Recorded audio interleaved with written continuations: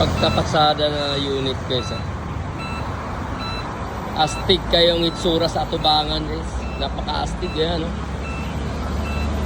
So pagdating naman dito sa gilid, ang laki ng Bluetooth speaker niya. And then back to back yan sa kabila. Yan. Ayan. May mini pan pa to. Ayan. Ayan. Tapos, wow, parang kutsi ka na kapag mag-drive ka nito. Parang nakadrive ka na sa kutsi. Kasi power steering man siya. So, sa mga function niya, ayan.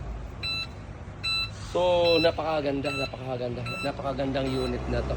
And then, ang laki ng gulong. So, only in na kaya malang multi-function, no?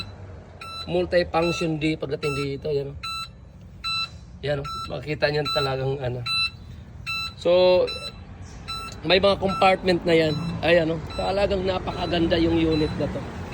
Yan, hindi ay tingnan mo naman. Grabe, sobrang astig yung unit na to. Ayan, no? So, may handbrake. Ayan, no? Handbrake yan. And then, tingnan mo yung function dito. So, ito, may ilaw nga to. May hazards pa yan. Talagang napakaganda yung unit na to. And then, 60 volts, 20 amperes. No? So, 2,000 watts. So, ito ay 6-seaters. Oh, makita nyo naman, oh.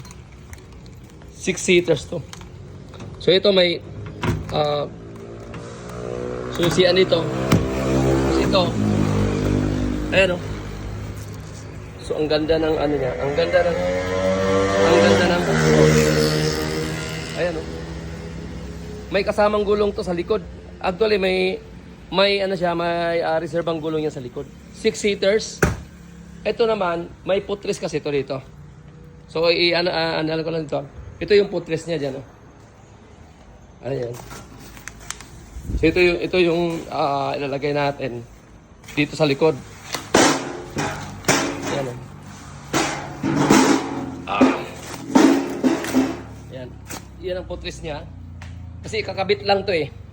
Sa likod. And then, may handle. Ayan, oh. Ito yung kakabit natin sa likod. Napakagandang unit. Ayan, o. Kaya, naging 6-seaters. Naging 6-seaters. Ayan, o.